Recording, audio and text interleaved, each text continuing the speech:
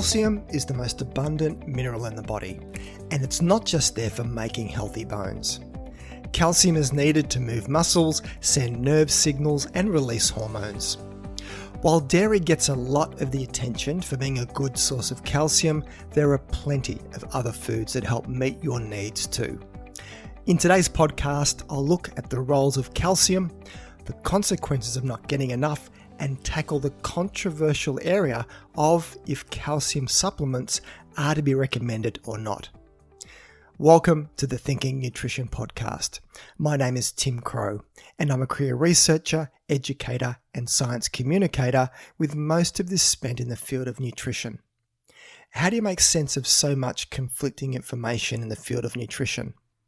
While I don't profess to have all the answers in an area that is continually changing as research changes, you can count on what is covered in this podcast to be based on the whole field of nutrition science, not just selective areas that support a particular way of thinking. And this podcast will always be free from any commercial product tie-ins, endorsements, or advertisements. Just credible nutrition science presented in plain and simple language, and then translating this into what it means for your health. So, on with today's show. Calcium is the most abundant mineral in the body, and you'll find 99% of it in the bones and teeth. But calcium isn't just there to give strength to bones. It also serves as a calcium bank, offering a readily available source of the mineral to the body fluids, should a drop in blood calcium occur. So even though just 1% of the body's calcium circulates in the extracellular and intracellular fluids, its presence there is vital to life. Calcium helps to maintain normal blood pressure, help with muscle contractions, the transmission of nerve impulses, secretion of hormones, and the activation of some enzyme reactions. The blood borrows and returns calcium as needed, so that even with a dietary deficiency, blood calcium remains normal, even as bone calcium diminishes. Someone can have an inadequate calcium intake for years and suffer no noticeable symptoms.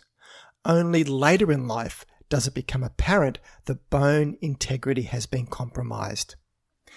On average, adults absorb about 30% of the calcium they take in, but this can change. For example, during pregnancy, a woman absorbs more calcium. Similarly, growing children absorb up to 60% of the calcium they consume.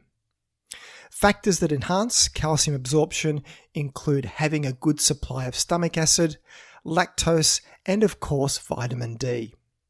Factors that reduce calcium absorption include a diet that's high in phosphorus, phytates found in seeds, nuts and grains, and oxalates in foods like rhubarb and spinach. Of course, milk and other dairy products are excellent sources of calcium, but many people, for a variety of reasons, cannot or do not want to drink milk. Some cultures do not use milk in their cuisines, some vegetarians exclude milk as well as meat, and some people are allergic to milk protein or a lactose intolerance. Others simply do not like the taste of milk. So what do you do? Well, calcium-fortified soy milk is an excellent substitute for cow's milk in terms of providing an equivalent amount of calcium. Calcium can also be found in good amounts in plant foods such as bok choy, kale, parsley, broccoli, and watercress. Some brands of tofu that have been set with calcium, nuts such as almonds, and some seeds such as sesame seeds and tahini can supply calcium for the person who doesn't consume dairy.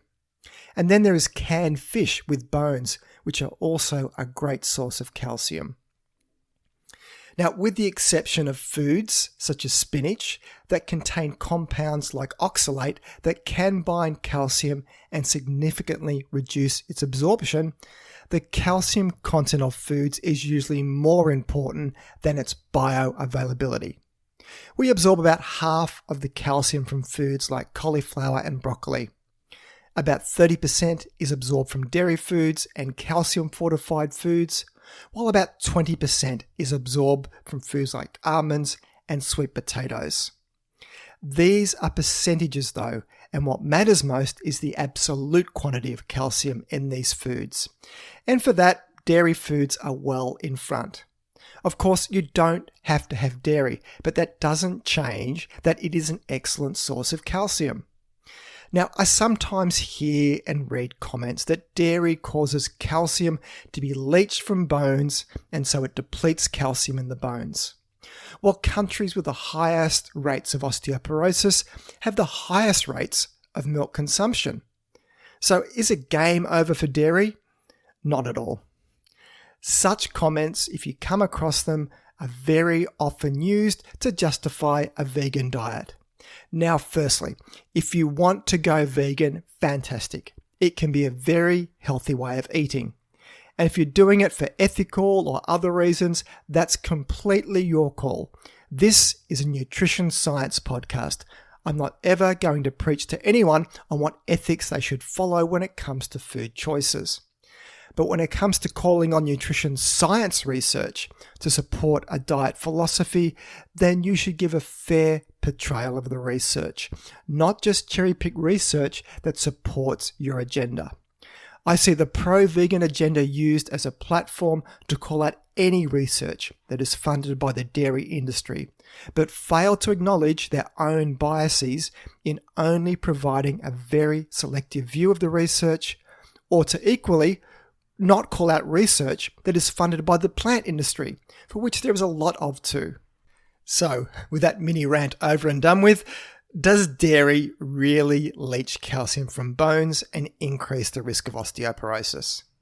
Now, dairy most definitely does not leach calcium from bones. The calcium from dairy is absorbed very well, and bioavailability studies clearly show this. Now, at a country population level, there is some link between countries that have higher intakes of milk consumption also having higher rates of osteoporosis. But this is some of the lowest quality evidence, as it cannot make allowances for all the other factors that are important in bone health, and exercise is a big one here.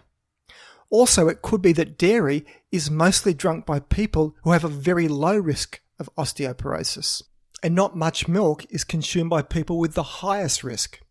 These ecological population studies cannot tell you if this is the case or not.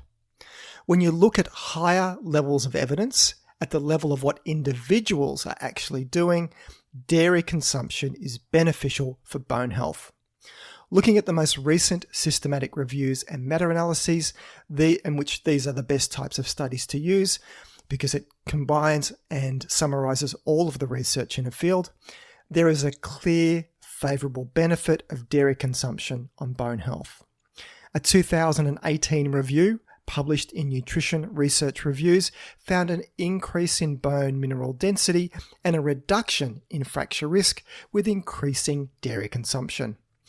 And an even more recent review and meta-analyses published in Advances in Nutrition in March of 2019 found that a healthy diet that included milk and dairy was linked to less chance of having low bone mineral density or of having a fracture.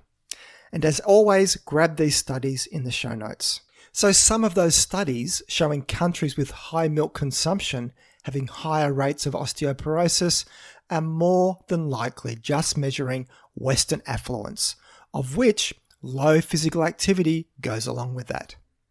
In the end though, you don't have to have dairy to be healthy, yet you can say the same thing about any food. No one food is essential. If you choose to include dairy foods in your diet, then there is nothing to be concerned about that these foods will somehow be bad for your bones. And that was a very long segue into the topic of osteoporosis. Osteoporosis is actually more a disease of youth rather than older age, as a low calcium intake during the growing years limits the bone's ability to reach their optimal mass and density. Most people achieve a peak bone mass by their late 20s, and dense bones best protect against age-related bone loss and fractures. As adults, we lose bone as we grow older, beginning between the ages of 30 and 40. When bone losses reach the point of causing fractures under common everyday stresses, the condition is known as osteoporosis. 1 in 2 women and 1 in 3 men over 60 years of age in Australia will develop an osteoporotic fracture. And unlike many diseases that make themselves known through symptoms such as pain, shortness of breath, skin lesions, tiredness and the like, osteoporosis is silent. The body sends no signals saying bones are losing their calcium to a dangerous fracture risk level. So to maximize bone mass, the diet must deliver an adequate supply of calcium during the first 3 decades of life. Children and teens who get enough calcium and vitamin D have denser bones than those with inadequate intakes. With little or no calcium from the diet, the body must depend on bone to supply calcium to the blood. Bone mass diminishes and bones lose their density and strength. When people reach the bone-losing years of middle age, those who form dense bones during their youth have the advantage. They simply have more bones starting out and can afford to lose more before suffering ill effects. And while dietary calcium gets a lot of focus here, physical activity may be the single most important factor supporting bone growth during adolescence. Muscle strength and bone strength go together. When muscles work, they pull on the bones, stimulating them to develop and grow denser. The hormones that promote new muscle growth also favour the building of bone. As a result, active bones are denser and stronger than sedentary bones. A good example is gymnasts who undergo a lot of impact forces in their training, most often during childhood and their teenage years.